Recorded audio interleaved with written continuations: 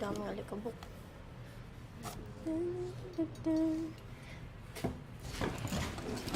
Hi, Natsu! Ay, ate, kamusta ka na? Ba't may dala kang maleta?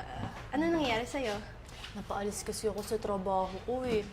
Tapos ayun, napaalis din ako sa bahay ko kasi wala na akong pambayad. Baka naman pwedeng dito ako makitira. Siyempre naman ate. Sige, halika, tulungan kita. Kumain ka na ba? Ipaglutuan kita. Ay, hindi pa nga eh. Sige ha, salamat, mga asahan ka talaga. Sige, ikaw na bahala dyan ha. Sige, sige. Ano kayong lagay dito?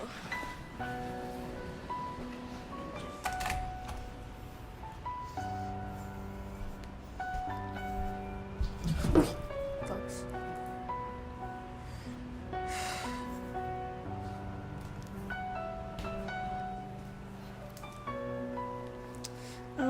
Ate, pwede pakilinis naman to yung mga gamit mo na papatid kasi ako sa mga sapatos mo hanggang umaga kanina.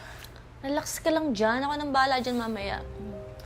Lagi mo na yan sinasabi, ate. Ilang linggo na, hindi mo naman ginagawa.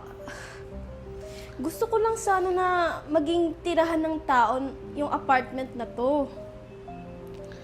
Alam mo, Natsu, kung may malaki lang sana akong kwarto, edi sana maayos ko lahat ng mga gamit ko.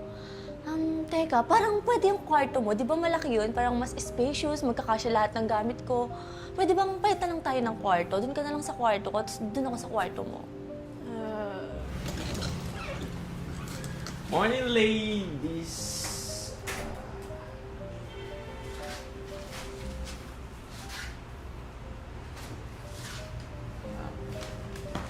Natsu, Babe, sorry pasensya sa kalat.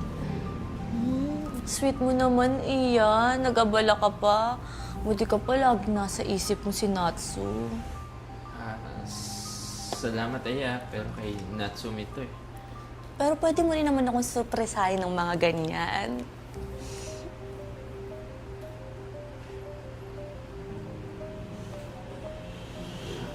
Tara, kain tayo. Sige.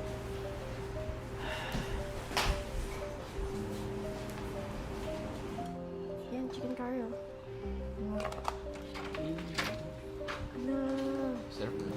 Hi! Sweet niyo naman dalawa. Ano yung hapunan niyo? Chicken curry, ate. Gusto mo? Gusto ko sana lumabas ngayong gabi. Iyan, gusto mo sama ka? May bagong bukas na bar dyan na malapit. Bagay ka doon. Tara! Salamat, Aya, pero I'm spending the night with Natsumi. Sige naman na. Minsan lang naman to eh. At saka lagi na lang kayo nagmo-movie marathon para maiba naman. Boyfriend ko siya. Tumigil ka nga dyan. Grabe ka naman. Nagiging friendly lang naman ako. Masyado kang possessive. Anong friendly-friendly? Lumalampas ka na sa mga boundaries mo. Simula nang lumipat ka dito. Boundaries?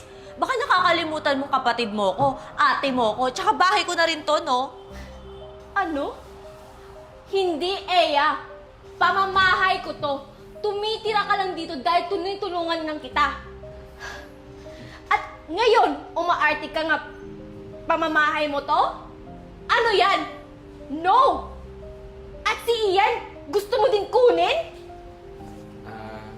Aya, baka pwede umalis ka na lang Masaya naman na kami ni Natsumi. So ngayon pinagtutulungan niyo akong dalawa. Aalis talaga ako.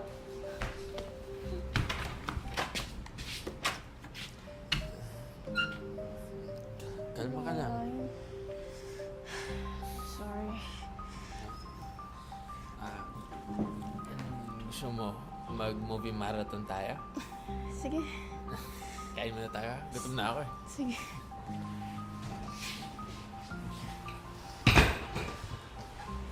Hi sis, salamat sa pagpapatira sa akin ha. Hindi ko to makakalimutan. Baka sa susunod, ikaw naman yung mga ilangan sa akin. Hindi naman kita pinapaalis ng walang rason, ate. Hindi mo na ako nirespeto sa pamamahay ko. At kahit sa relasyon ko. Mahal kita, ate. Pero hindi ko hayaan na aapin mo pa ako. Don't call me ate. Wala akong kapatid.